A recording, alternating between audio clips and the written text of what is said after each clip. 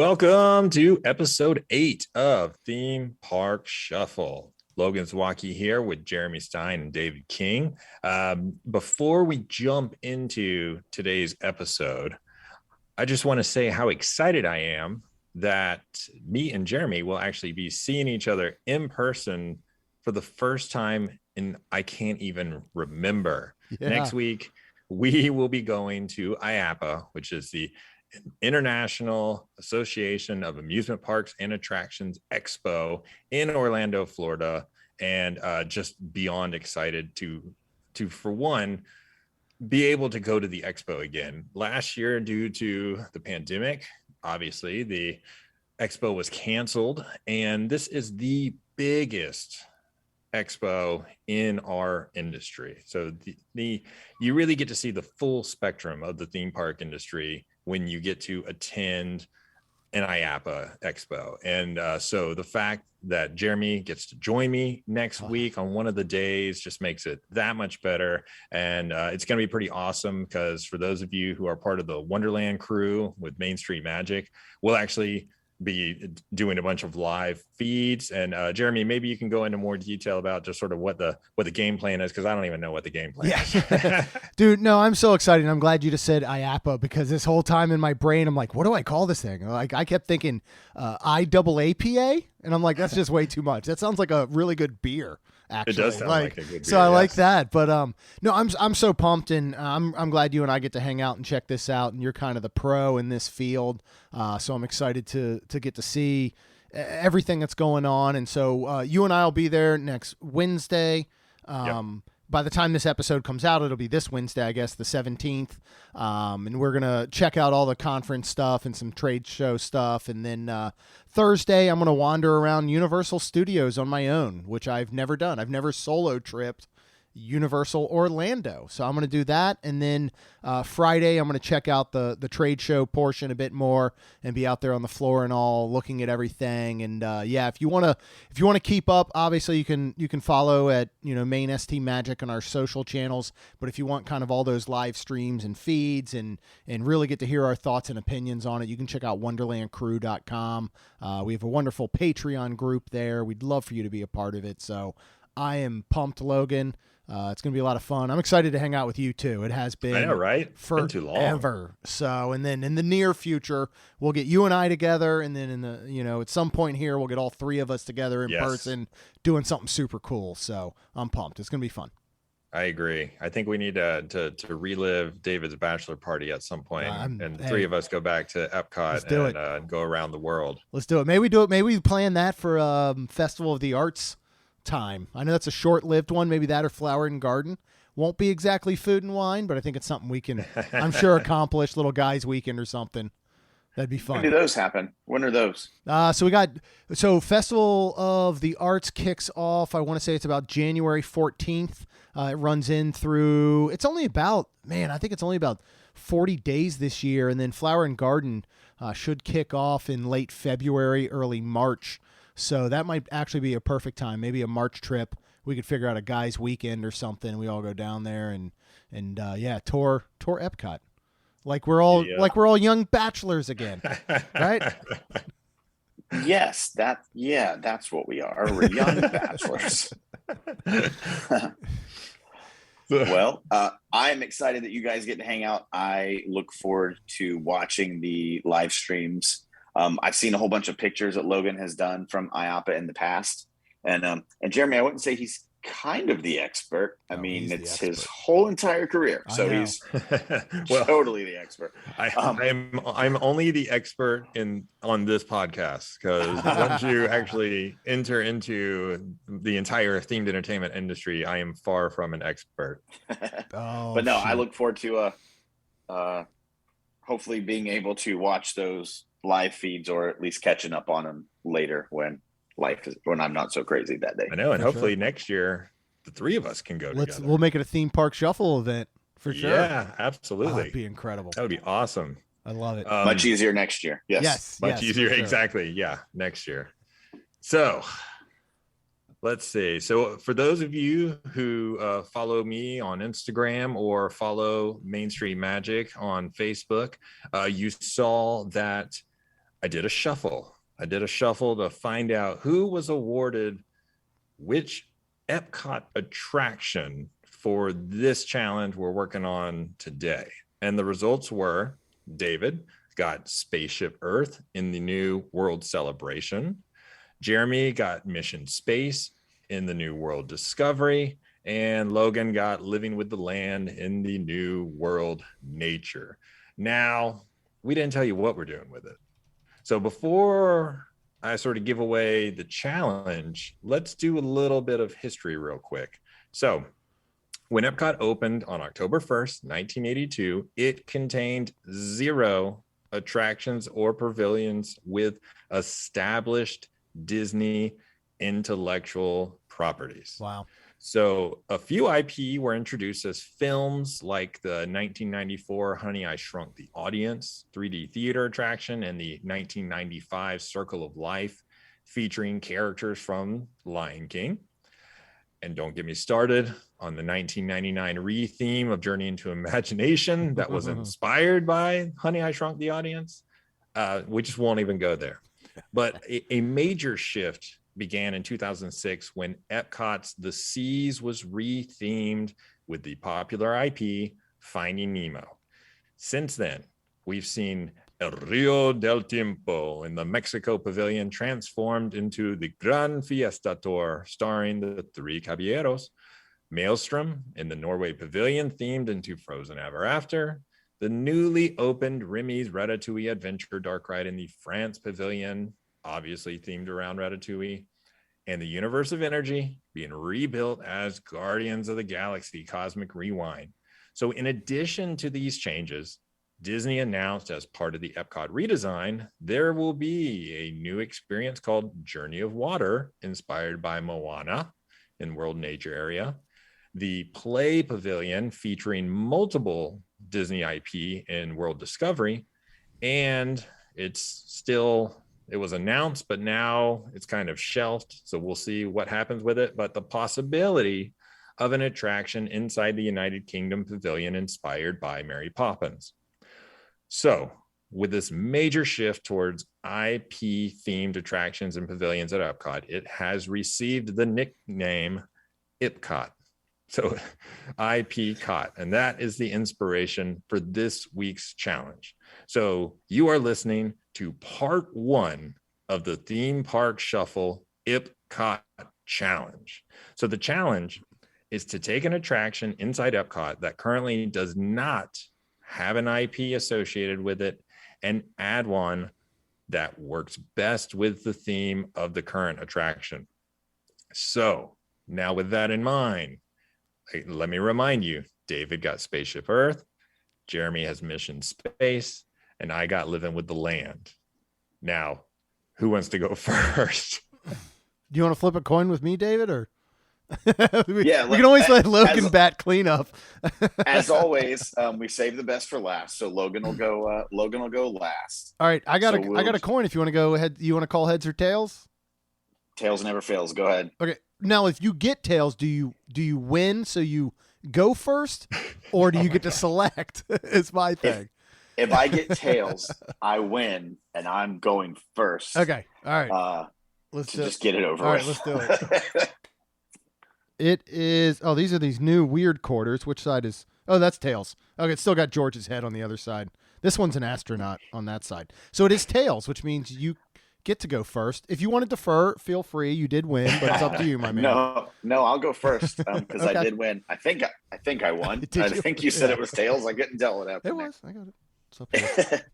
All right. So as Logan mentioned, I got Spaceship Earth. And honestly, I love Spaceship Earth. It's always had like a little fond spot somewhere deep in my heart. Yeah. I don't know what it is. I just adore it. I think it's a blast. My wife hates it and hates that I make her wait in line if there's a line to do it. I just love it for some reason. And with all of the cool stuff they have going on in Epcot, especially kind of turning that Marvel corner, I could have done a really cool Marvel thing. I could have done some really awesome things. So of course I didn't do any of that. And I went so against the grain that I probably should not have done it, but we're going to give it a shot and see what happens. So my idea, like all the other ones that I do here, started with just one thing. So Epcot has been really good in the last few years about projecting images onto the Epcot ball to give it an appearance of being something else.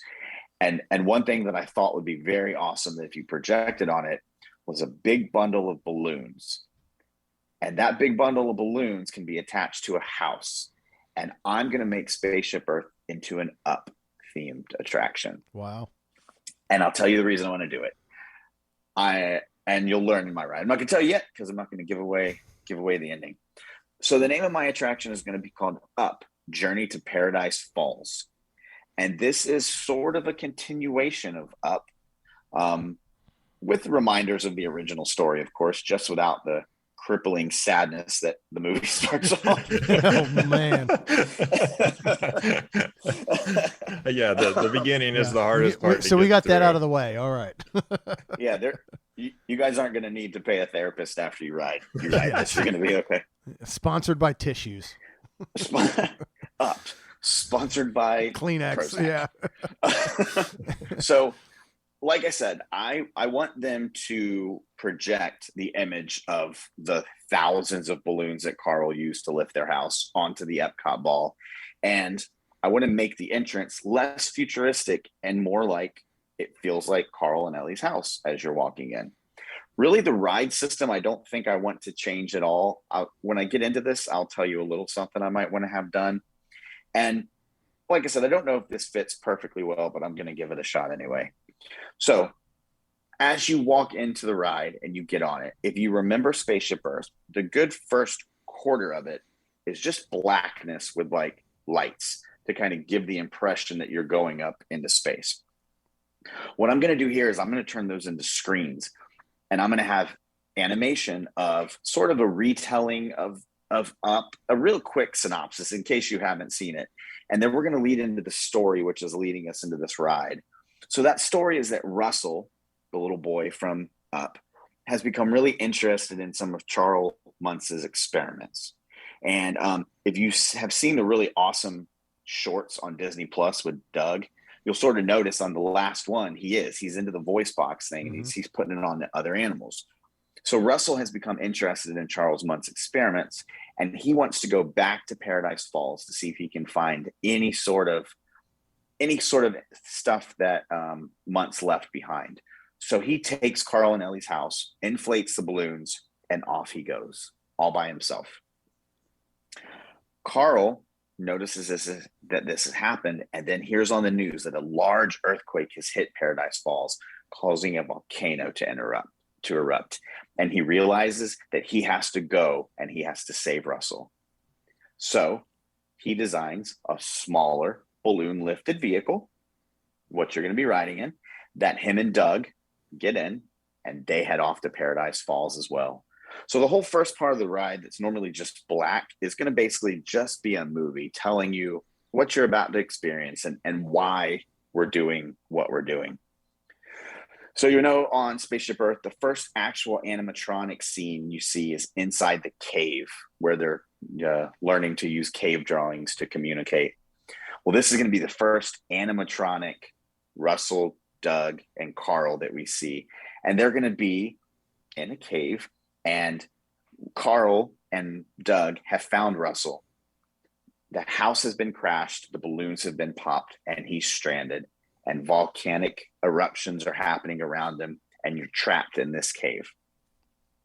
So they are going to grab Russell, and they're going to make a run for it because their vehicle is damaged also. The next scene in Spaceship Earth is normally the Egyptian scene, and this is where Carl, Russell, and Doug are in the jungle. They're trying to get away from everything that's going on, and they're about to be attacked by an animal. And here comes Kevin, their friendly bird that's going to step in and save them. After this happens, they're moving along even further. This part, you're getting up into like what's the Roman part of Spaceship Earth. Here, they're going to find an abandoned base of Charles Muntz, and they're going to find a smaller Zeppelin that he had, and they are going to use this to escape. So as you're preparing the Zeppelin to escape, you're going to notice the volcanic activity around you is increasing and it's getting much more treacherous. So as you get to the top of what's the Epcot ball now, and there's the night sky and almost the planetarium sort of feel about it. Here, Logan got it. Yeah. Here I'm going to have a full-size Zeppelin. You're going to have the whole night sky above there with volcanic eruptions happening as you're trying to leave in the Zeppelin. And what's going to happen is the Zeppelin is going to be popped. And as you start to descend Spaceship Earth, I'm going to want to speed the ride up here a little bit, to be honest with you. And Logan will tell me if this is possible. I almost want to see if we can do Spaceship Earth kind of free floating like the dinosaur ride is. So you sort of feel that as you're going down. I mean, with the current ride system, I don't think so, but they could always make upgrades. We're going to upgrade. Okay. There you go. And so as you're going down, I want this to feel like the balloon is popped and you're starting to come down. And at this point, our friendly talking dog, Doug, finds some balloons that he was able to inflate, and it puffs up, you're inflated, and you softly come back down. So on Spaceship Earth, as you're going back down, this is going to be you going back down to the ground, hearing Doug talk, hearing Carl talk to Russell, and you safely land on the ground to the end of your ride. I want this to feel kind of like those old school Disney rides where I thought about this because we just went this past week and we're on Winnie the Pooh. And it's every single thing is just a different animatronic. There's not a whole lot of like special effects or anything. So I want this to have that old feeling. Like every scene is just an animatronic of what's going on, but it's telling a story the whole entire way. What made me really think of this was I'm hoping you can get the feeling as you're going up the ball to going up and then coming down. Mm-hmm. So that is why I did the unlikely upgrade of turning Spaceship Earth into Up, Journey to Paradise Falls, minus the crippling depression. I hope you guys enjoy. Well, you're always out of the box, and I got a few things I want to say first. Number one is, as you mentioned, Winnie the Pooh is I mention this all the time. I actually mentioned it to Logan. I think we were texting yesterday, maybe. I want to say it was episode 90. I had Logan and one of his coworkers on, and we did Drew Hunter. And we did a episode on the anatomy of a ride and the way that you build it. And I'm so sorry when you mentioned Winnie the Pooh, and that's one of those rides that I had done. And I know I'm way off tangent here. I just got to bring this up because I love this. That's one of those rides that I had done, and I was like, like whatever. Like there's like cardboard cutouts and there's little weird swinging doors and whatever. And then when I interviewed Logan and Drew and we did this anatomy of the ride and the way they set up how every ride is done to perfection, where the way that the music plays, the way that a door swings open to perfectly reveal something that's happened. Just I've appreciated rides like Winnie the Pooh so much more because of the time that I got to spend with you guys. So anybody who's listening, if you've not listened to Main Street Magic, I'm pretty sure it was episode 90, right around there, the anatomy of a ride. Go back and listen to it, and you will never look at theme park rides, especially dark rides, again. So I had to throw that out there. Well, adding real quick to your tangent. I said we were just at Disney and rode Winnie the Pooh. Yeah. We paid for the Genie Plus upgrade. Okay. And the only reason we rode Winnie the Pooh was because we had a lightning lane for Buzz and it broke. So it gave us, hey, just go anywhere and you can walk right in. And my 5-year-old's like, I want to do Winnie the Pooh. So we walked into Winnie the Pooh, which we normally would not wait the 45 minutes to ride. But you still got a better ride than Buzz Lightyear Space Ranger Spin. So that was a bonus. When Buzz Lightyear came back up, it was a 10-minute wait, and we walked right in. Boom. You got right on and had no idea where your lasers were pointing, so that's perfect. Lacey, one of Lacey's favorite rides ever is Spaceship Earth, and so I love that, you know, you guys have a fondness for it, or you have a fondness for it, because she certainly does. And of course, you went out of the box with your idea. I think you were so tasked with a hard setup because of the fact that Spaceship Earth has zero queue, really. I mean, I know there's the outdoor queue, but as soon as you walk into the ball, you've got like 10 feet and you're on the ride system. So it's really, really hard to tell a story outside the way that a lot of Disney queues are able to do. And so I like the fact that you took this bland area, which is normally inhabited by them asking you all these questions on the screen inside the ride vehicle, and you turned it into setting up the story, because otherwise you have no way to do so. And if somebody hasn't seen Up, they're going to be kind of lost in a sense. Yeah. So I really appreciate the way that you set that up. And then I love the end scene. I mean, I love the whole thing going throughout and telling the story, but I love the end scene because one thing, I like Spaceship Earth. I love all the scenes you go through, but the end now is very anticlimactic. It's just, oh, here we are. We kind of tilt back almost a little bit and we just look up at pretty much a dark sky. And I understand the theory, like we're looking back down on Earth, but there's not a lot to it. And so the fact that I think you've converted that into being an actual part of the story, as opposed to just a crossover to say, we're going to take you guys back. And then you even took the part where, again, going back on your descent, you turned it into more of the story, as opposed to what it is now. They turn you backwards. They bring up this old screen again, that hasn't been updated in decades, that doesn't even really work right. And you've turned that into a full story from beginning to end. So, as always, David, I know you like to try and belittle yourself sometimes on your ideas, but I think it's another home run. You've done wonderful. I love it. I would ride this, and I'm not a giant fan of the movie Up, but this actually gets me pretty excited for it. Who hurt you, man? Dang. Oh, you guys are going to be mad at me again later, so don't worry about it. I think, I think I've only seen Up once. Yeah. And it was just such a traumatic experience because it was right after a loved one had passed away. And so those first 10 minutes of the movie just destroyed me. They absolutely destroyed me. And so the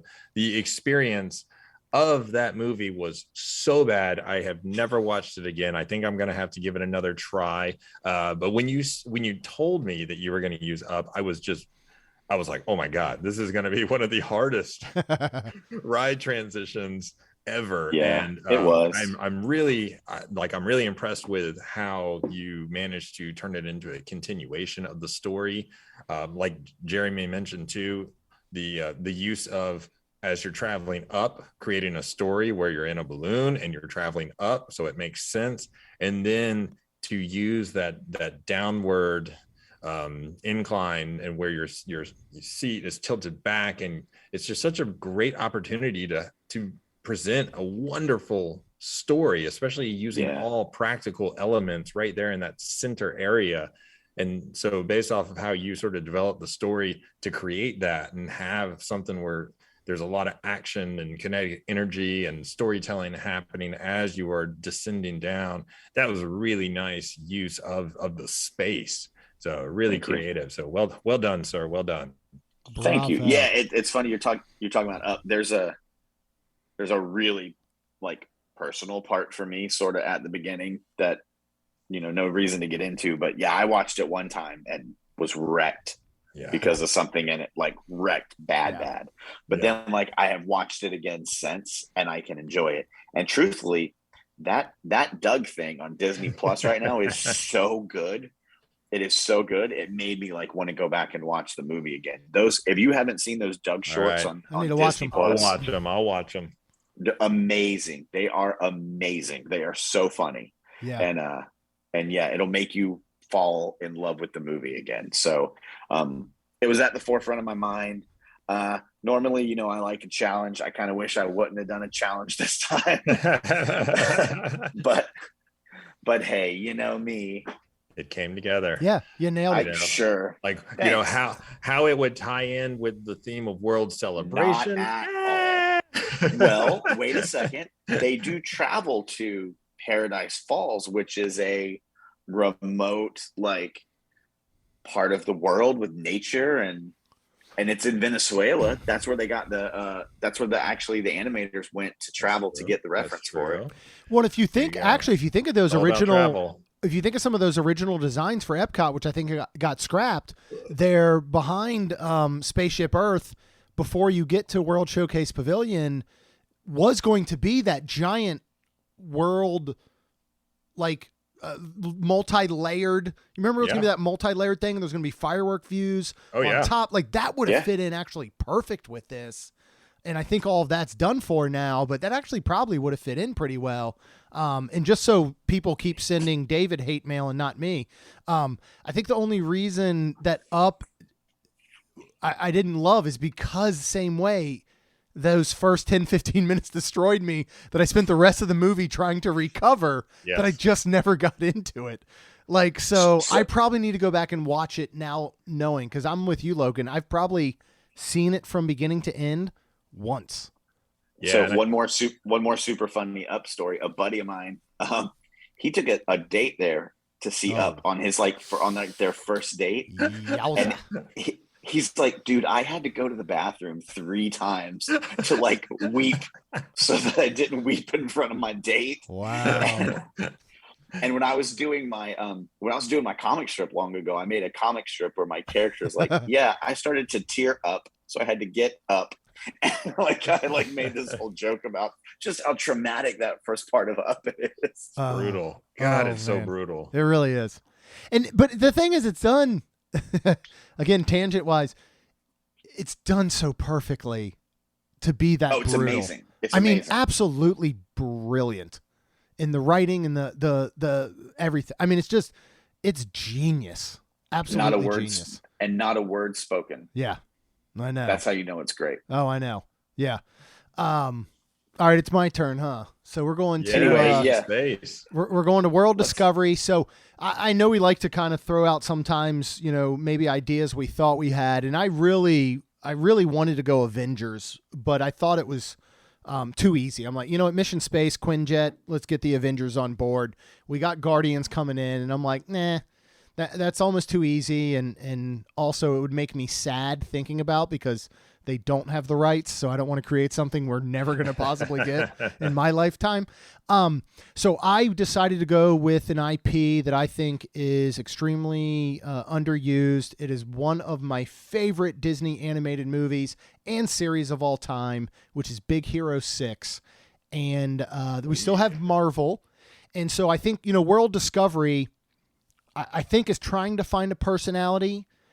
It's not exactly space, but I think it is space. I think it's technology. I think it is, again, discovery, like we're going to get with the Play Pavilion. So I do think that this idea of kind of technology and heroes fits in. And so we are going to change Mission Space to Mission Baymax. And what we're going to do is basically the premise and idea is you are new students. You're coming into the San Francisco Institute of Technology, and you are arriving for your orientation. You are new students. And this is going to play off the end of the movie Big Hero 6 and loosely base itself off of Season 1, Episode 1 of the animated series, which is available on Disney+. If you've never checked it out, it is probably one of the best conversions, I'd say, from that, big time movie animation into like 3D animation into 2D. I wasn't a big fan of the Tangled series. I didn't think it translated well going from what you saw on screen to what you saw on TV with the 2D animation. This one actually does a really good job. It's a wonderful, wonderful series. I think there's about 3 seasons of it, probably a total of 60 episodes or so. I highly recommend it. So we're going to have to retheme the outside to San Francisco, which is very modern looking. Again, we got San Francisco, we got Tokyo, they kind of combine. I think it will fit with the overall facade and theming, which is something I always try and think about. So as you enter the queue in there, you're actually going to scan your ticket or your magic band, which we're going to call your Institute ID. And I'll bring that up, the reason why, a little bit later. And you're going to go inside the lab here at the Institute. So I actually had to look up a walkthrough of the standby queue because I've never walked through standby on Mission Space in my entire life. We barely ride it because Rhonda doesn't like it. And other than that, we usually had fast passed it, a long time ago. So you're going to go through here and through, I think, a series of layered screens, animatronics. you're going to walk through the entire institute and the offices, and you're going to come across the entire gang of, Go-Go and Wasabi. You got Honey Lemon, you got Fred, who's always the comic relief, and they're all working along with other students on their latest inventions and projects. And I even want to have an opportunity for them to kind of greet you as you come in. And whether that's just, again, voiceovers or animatronics like, hey, welcome to the Institute, so glad you're here, things like that. So as you come through the entire queue, you're going to go into that holding room currently, which has the screens and the astronaut, looking, I guess, lockers in a sense with astronaut suits. And you're going to get into your positions, and that'll be converted again. We can have different versions kind of Baymax in front of you as he's being built in those lockers, those cage lockers, instead of full astronaut suits. And you're going to go into that holding room, and on screen, you're going to be greeted by Hiro. He's going to tell you, and this is where the continuation comes, that he found Baymax's original chip from Tadashi, and he's now been working to rebuild Baymax, because he basically has his personality on this chip. He's got to rebuild the skeleton in the suit so he can insert the chip. So he needs your help here, and he lets you on a little bit of a secret. Not only are you here to learn and join the Institute, but he's also looking to have some new people as part of his initiative called Big Hero 6. It's a top secret crime fighting team, and they need a couple new members. So he lets you know that during testing of the new skeleton for Baymax, it went a little haywire and ran off. And eventually found it was captured by Yama, who is the boss from the first one, the robot fighting boss that's in the original movie. And then he shows up again in the series, and he's like a big crime lord. And he wants revenge on Hiro, who got him locked up from that robot fighting scenario. So basically, Yama lets you know that he is going to let you go.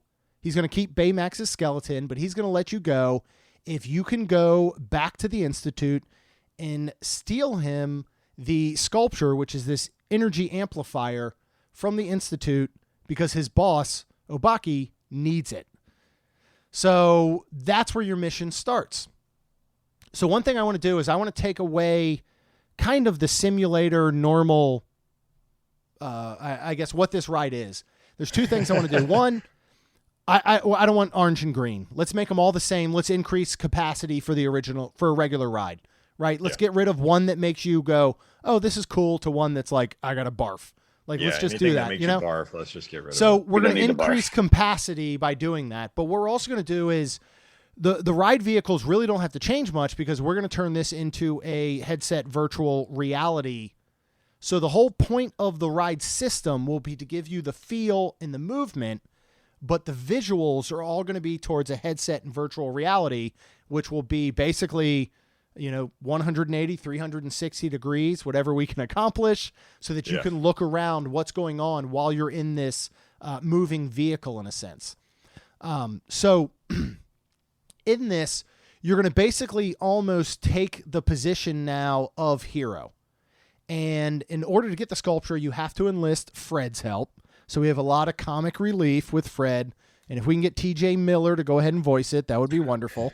Like, that would be the absolute best, because Fred's going to help you bypass the new Dean, Dr. Granville's security, and break into her office to obtain the sculpture.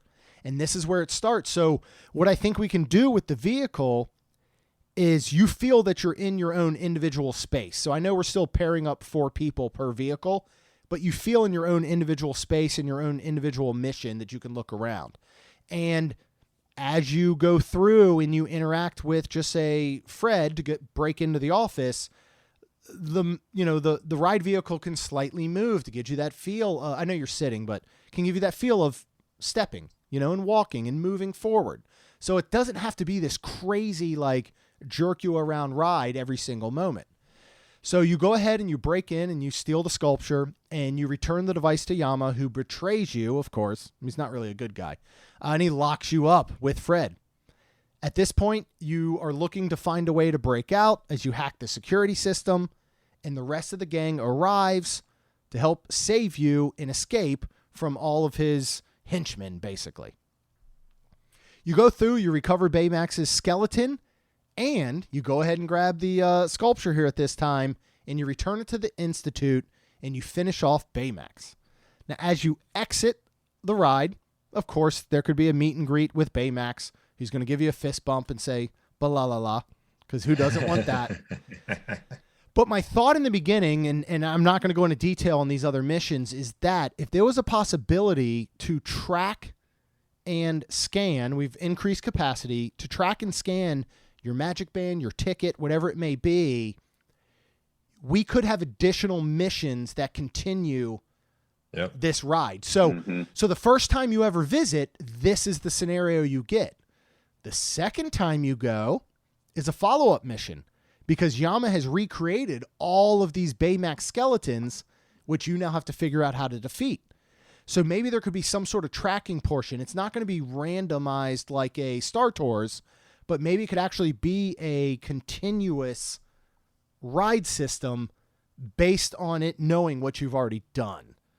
Now, the logistics of fitting butts in seats, I know, becomes a little crazy, but that's not my job. That's for somebody much smarter than me to figure out. I already came up with this idea, so I don't know what else you want from me. But yeah, so that was my idea. I love Baymax. I love Big Hero 6. I thought of originally being like an actual vehicle that 4 people are interacting and they're following Baymax and flying and all, but I literally went back and I watched episode 1 and 2 of the series, which follows this storyline. I just thought it was such a cool setup and continuation.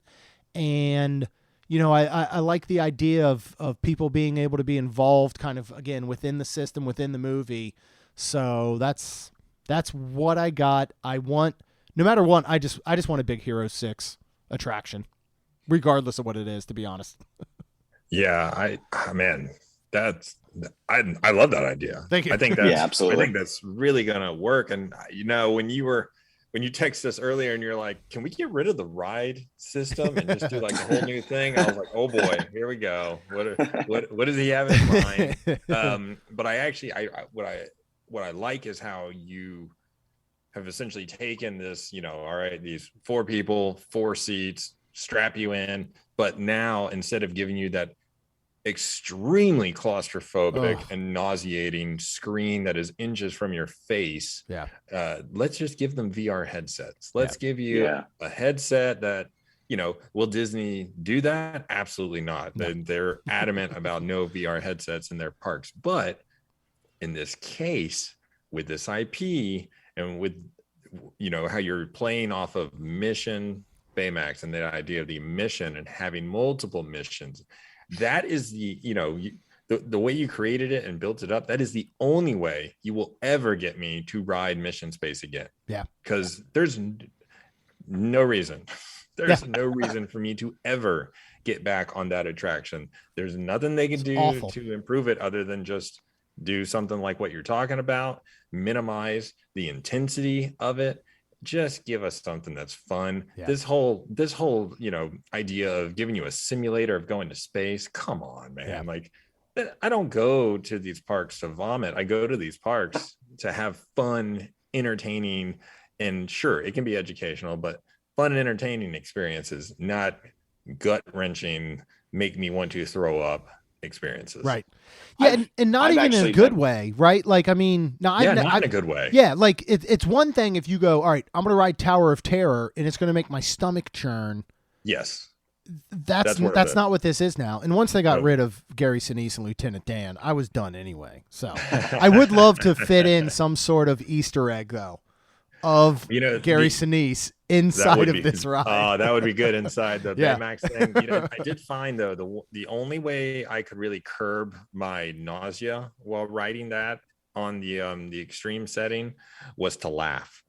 That was the only way. Like once I started laughing, my buddy started cracking jokes next to me, and I was fine because I was I was grabbing the bag like I'm not gonna make it. And then he started making me laugh, and I was like, "Oh, cool! There you go." It's Orange is the only attraction I've never done at Walt Disney World. I've done Green. I've never actually done Orange side. I've done them both. Yeah, David, have you done both? No, I've never rode it at all. I have zero desire to spend the day nauseated afterwards. Yeah. I I get kind of nauseated anyway, even on just like regular roller coasters. Yeah. Um, Ironic because I ride backwards for a living for my job, but yeah, no, I tend to get a little motion sick. So Mission Space has never been anything that no desire. Yeah. I could care less to go ride it. Have never rode it, never wanted to ride it. But if you give it a story and you make it something that like I know I can ride multiple times and experience different things, and I really feel whenever you see Baymax where they have a meet and greet for Baymax, the line is ridiculous. Oh yeah. People love it so much and they're not doing anything with it. Yeah. So if you give me that and you make it re-rideable and you just make it fun, I think the word Logan, Mission Space does not seem fun. It seems like I'm doing the one chip challenge and just seeing if I can survive being miserable. So like, but if I get a little nausea and it's fun, like Everest, there's a part of Everest. Yes. I love Everest. There's a part of Everest when you go backwards, you do like this wonky, like droppy turn. Yep. Every single time my stomach hits my brain, everything in my body is like, what are you doing? But it's fun. So if you give me fun and I get a little nausea, that's cool. So yeah, no, I think that is the perfect IP for this ride, truthfully. Sweet. Love it. Well done, man. Thank you. Seriously. Well done. Thank you. And now I want to go back and watch the whole series again. It is such a good series. Like, surprisingly. They Disney actually created interactive episodes. Did you know that? Really? No. Yeah. So they had it to where you can actually, so they had the episodes like the shorts you could watch. Then they had it to where on your mobile device, you could actually play the episode. So depending on your ability to play the game, it actually impacted the storyline. Oh, wow. That's awesome. Really cool. Really like cool. A choose your own adventure. Yeah. Well, then imagine taking that concept from here and putting it next door into the Play Pavilion. So you could actually connect the two. So that would be pretty cool. There you go. Yeah, I'd be curious to see what they do with Play. Well, the man of the hour is up. It is Mr. I don't Logan. know, man. You guys really killed it with those two, and so yours were so original in a lot of sense. So I'm coming in with something that it's going to be less original. Oh, come on. So I have an idea of what Logan's doing, and when you're done, I can't wait to broach a subject that needs to be broached about our co-host and a certain thing he said about this. So, okay, I gotcha.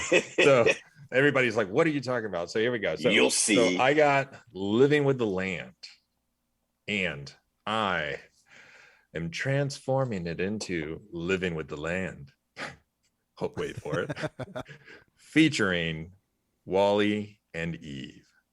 Phenomenal. So, for those of you who had never watched the Disney Pixar movie Wall-E, here's a summary of the movie that I got from IMDb. Spoiler alert. Let me do my voice, my movie voice. Oh, you got a movie voice, bro.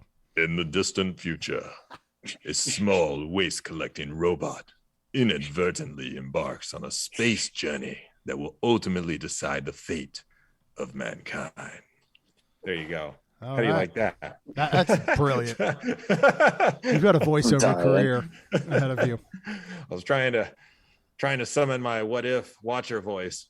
So as we know, we got Living with the Land, located within the Land Pavilion at Epcot's renamed World Nature Pavilion. So similar to Spaceship Earth, there is not much queue here. You walk inside the Land, the main building of the Land, and of course inside there you've got the restaurant, you've got Soarin', you've got now Awesome Planet, and you've got Living with the Land, which is just one of the most boring queues ever. So I would like to, I'm still going to keep it fairly boring, but I would like to replace the wall murals currently in the queue and load area, with murals featuring the animated story at the end of WALL-E. So for those of you who've never watched WALL-E or never paid much attention to the end credits, there is a great animation of humans returning to Earth and doing their part to clean up and repopulate the planet with plant and animal life. So my favorite part of this sequence, it's amazing. It's how the animators used art history to help narrate the progression of time by starting with prehistoric cave paintings to ancient Egyptian and Greek art to medieval mosaics to Renaissance illustrations to Baroque paintings. Then they just sort of jump to Impressionist and post-Impressionist paintings for the finale. So I want to essentially have that to where now as you're going through the queue, it's telling the story that they show in the end credits of when humans returned to Earth, cleaned it up, brought it back to life. So then you actually get on your boat, and this is where you have entered the ride. So the dark ride portion of the attraction is going to be based on the movie script and starts with a scene featuring an audio animatronic waste allocation load lifter Earth class, aka WALL-E, in a desolate futuristic landscape where mankind has abandoned Earth because it is covered with trash from products sold by the powerful multinational, by and large, corporation. So a narrator tells the story of how mankind failed to take care of the planet and left WALL-E behind to clean up the mess they made. We watch as WALL-E and his pet cockroach Hal discover a small plant growing inside an old refrigerator. So as we pass by, winds start to pick up and a dust storm fills the air. So the boat then sails into the next scene, which is the abandoned city environment where an audio animatronic extraterrestrial vegetation evaluator, aka Eve, is seen scanning the surroundings. So the narrator explains how Eve was sent to Earth to find proof that life is once again sustainable. Across the boat path, we can see an animatronic WALL-E hiding behind some trash, admiring Eve, when he suddenly makes a noise and Eve turns and fires her quasar ion cannon at him, blowing a hole in the building behind him that combines with this massive fire effect. Then we go to the next scene. Our boat passes by the home of WALL-E, where we find animatronic versions of him and Eve inside. The inside of his home is covered in trinkets from Earth's history. There's audio and video from the movie Hello, Dolly playing in the background. WALL-E then presents his prized possession, the little plant in a boot. The narrator helps explain what is happening as Eve scans the plant and then goes into an automatic program where her chest opens up and a force field pulls the plant into her chest compartment. She then goes into a hibernation mode and the power surge turns everything dark in the scene. Eva, Eva, as we exit the scene. Next, we see multiple vignettes with animatronic versions of WALL-E as he protects Eve during a lightning storm, rows her in an inflatable boat through a flooded cityscape, and then as he tries to hold her hand while the sun sets behind them. The boat then enters a hallway where the narrator explains how the rest of the story concludes in sync with projection screens.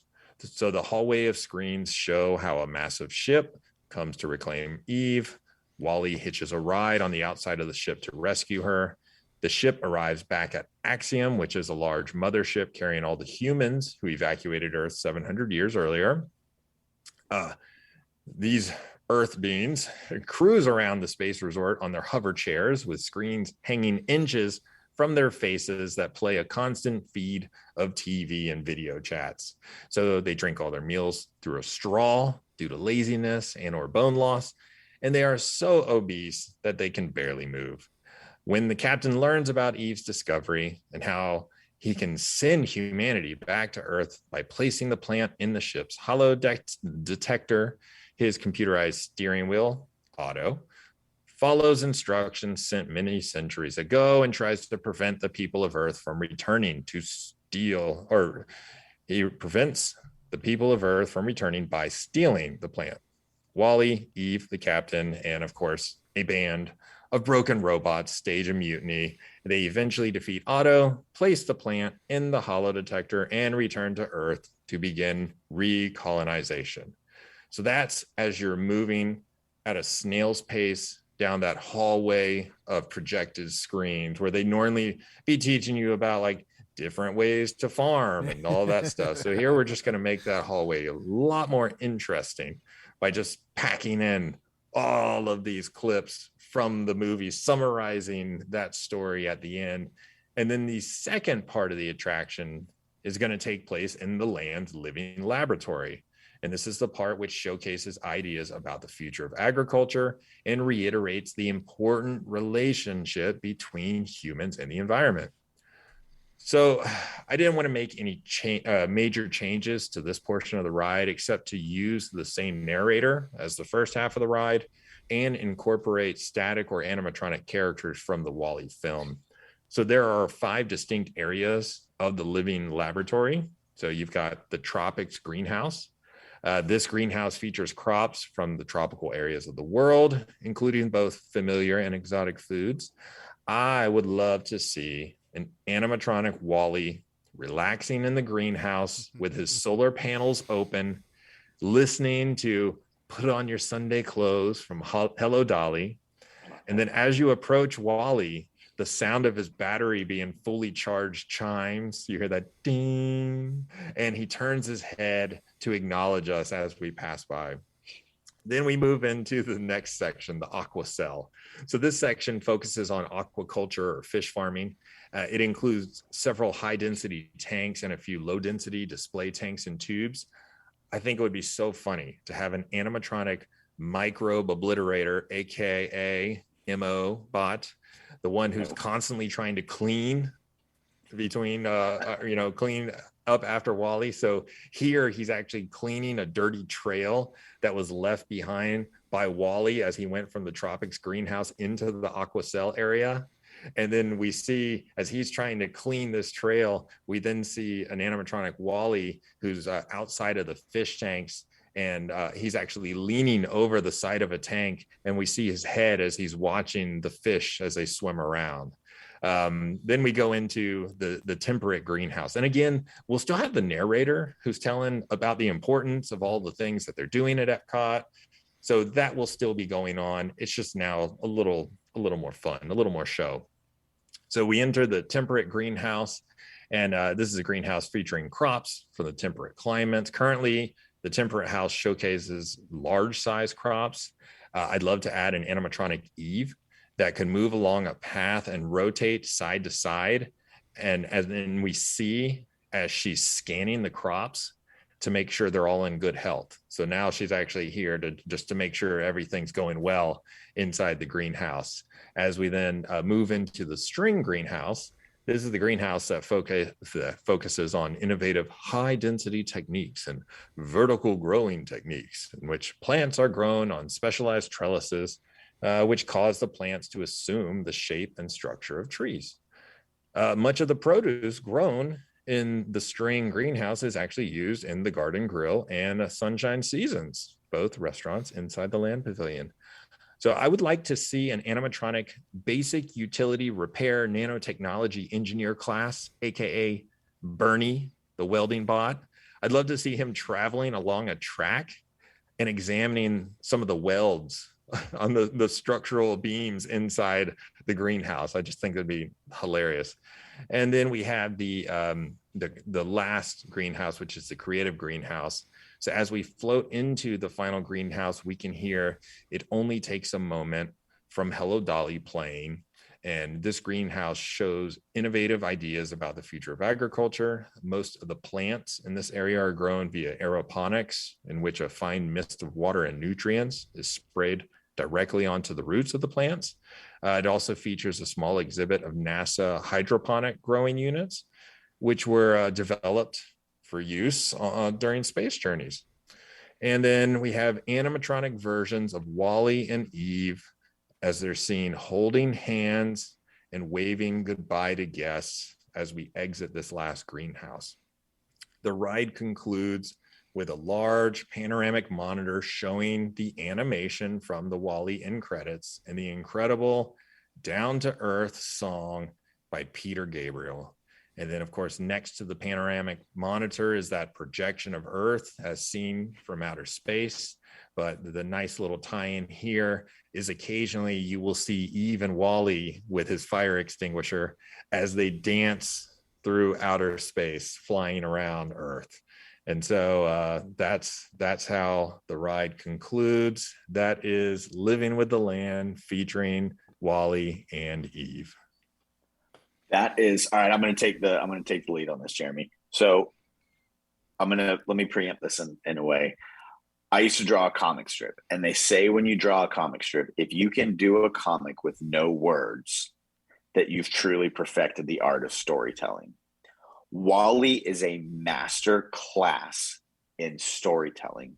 You fall in love with characters that say nothing but their own names.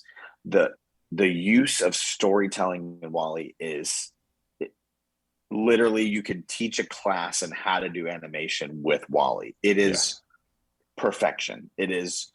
And the end scene that Logan's talking about, the credits, just the credits when the humans return to Earth, and the way they use the generational art styles to tell the story with this incredible Peter Gabriel song in the background. WALL-E is far and away my favorite Pixar movie. The great thing about WALL-E is the innocence and the joy in WALL-E. There is a pureness and an innocence in WALL-E that is tangible and quite endearing. And Logan, the way you did this ride, it keeps it perfectly. He is the perfect character to lead you through the land and to educate. And not only would it endear adults, but children would now be educated because WALL-E is so endearing, and this was perfect. You could not have done this any better. And I was worried because I love WALL-E so much. It's so good. And what I was talking about earlier is Jeremy made a joke when he heard Logan was going to do WALL-E that isn't it just robots that bleep and bloop? I've never seen it before. And me and Logan almost simultaneously replied with, it is a master class. You don't understand. It's so good. It's so good. It truly is. It's just a master class in animation. And like you mentioned too, David, good. It's next level good. And it's the innocence in the character that comes through. He has so much personality, again, for a robot that technically isn't supposed to have that much personality or really artificial intelligence in that regard. But the fact that he's been abandoned for 700 years and has developed this personality by himself. It is such an endearing movie. It really is. And you just can't help but fall in love with WALL-E. And and the love story between him and Eve, it's so innocent. All you want to do is you just want to see them hold each other's hands. They're like, come on, just give me that. And it's portrayed with no words, with literally them saying WALL-E and Eve. That is the only thing that they say. And this love story is portrayed perfectly. Literally, as pure of a love story, I think, as you could ever see in something like that, and done with zero dialogue. Wow. Yeah. It's amazing. Well, I guess technically once they get to the axiom, then there's dialogue. But yes, with the characters. Not between them. Correct. Yeah, for sure. So you said, what did you say this was called? WALL-E. Let me write this down. I was not familiar with this movie prior. Is this a new movie that just came out? And you said something about Pixar? That sounds familiar. That sounds familiar. I wonder if it's on Disney Plus. Oh man, it is so good. No, honestly, and it really, like you were saying, David, I couldn't think. Once I got Living with the Land, I was like, I can't think of an IP that is better suited for Living with the Land than WALL-E. It's the whole entire message of WALL-E. It's the whole entire message of WALL-E. Yep. The only thing that you were missing that I thought would be hilarious is if you could have had pizza plants somehow. Because do you remember when the captain was talking about there's pizza plants. It'd be really funny if you had like fake pizza plants or something. Well, I would like to have the actual Pizza Planet truck in one of the Ooh. cityscapes as just, the nod to that, since it is in the movie.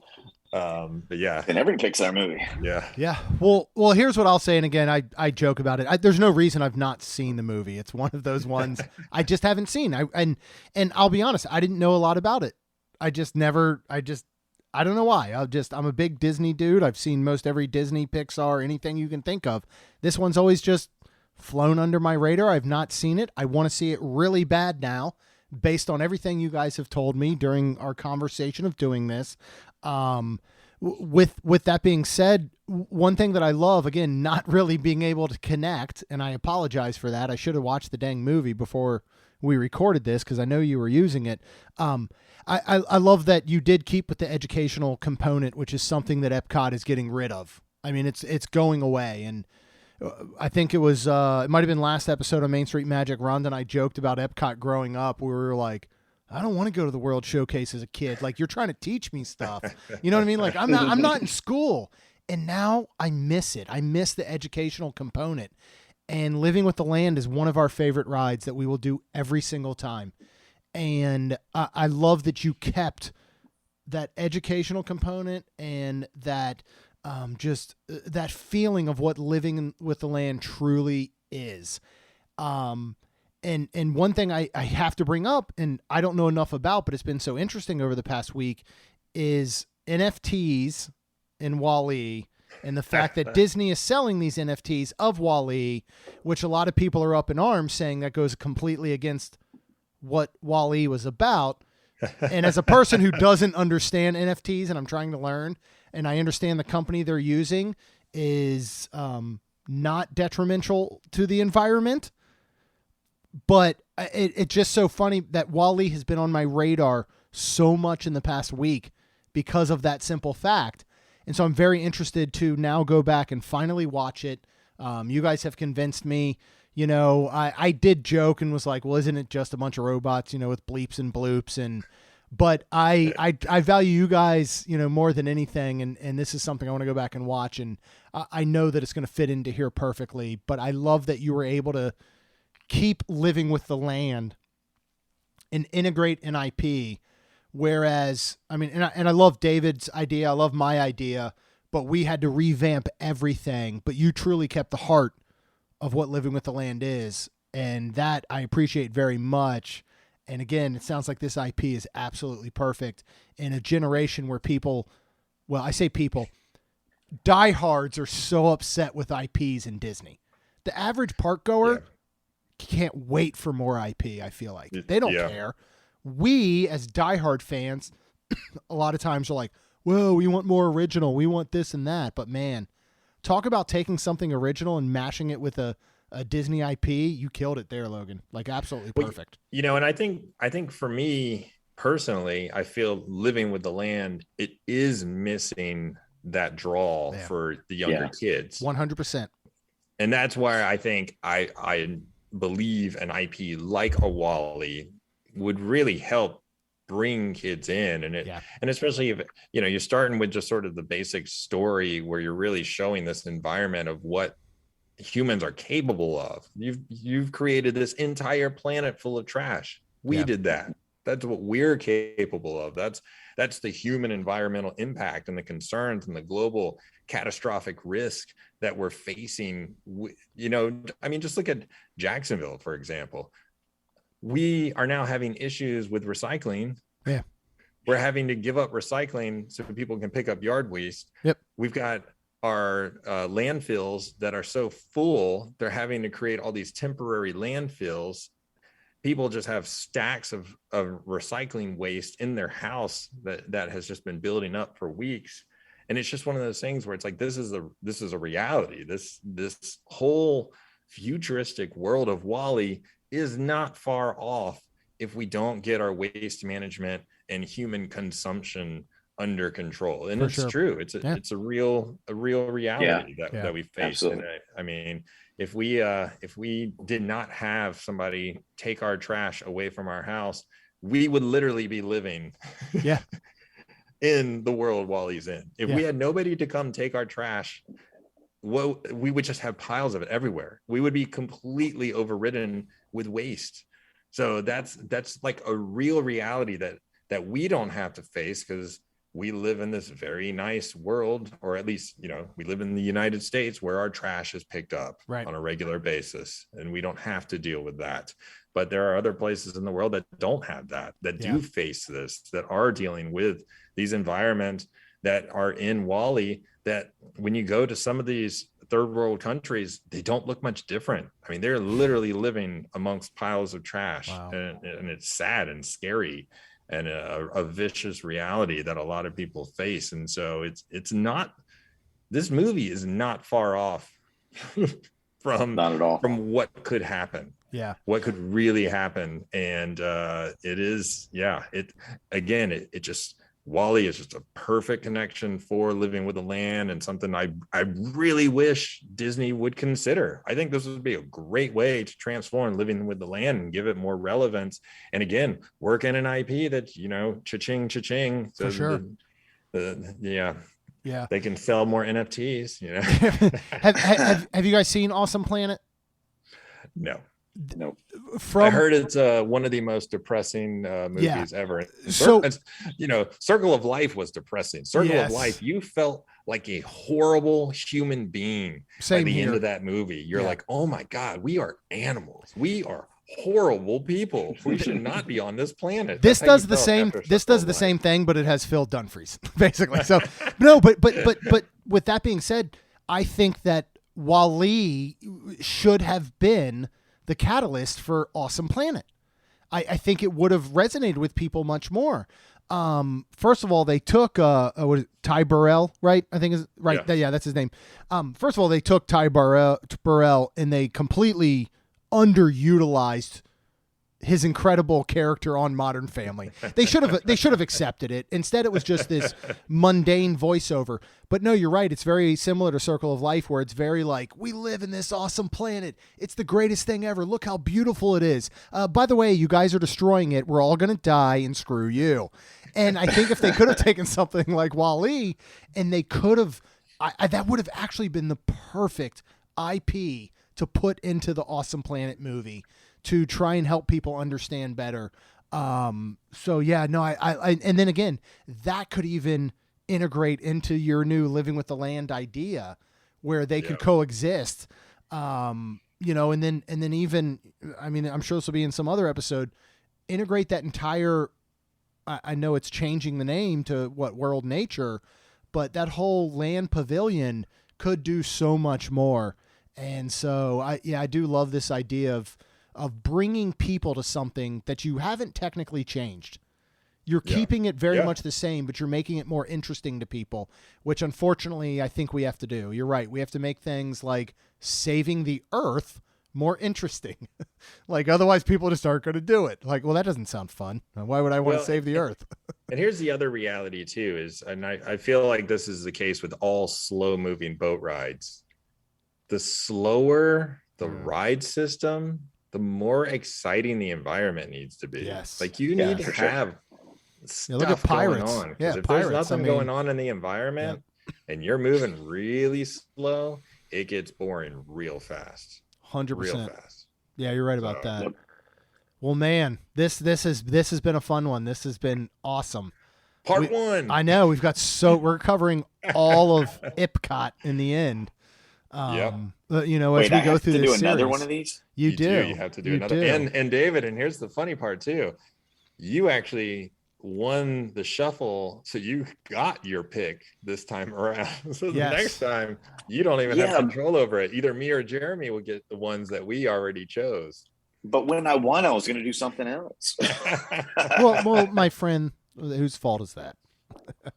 So I think for the next one, we should just go ahead and stick with attractions. Yes. To wrap up the because really there aren't that many attractions per se.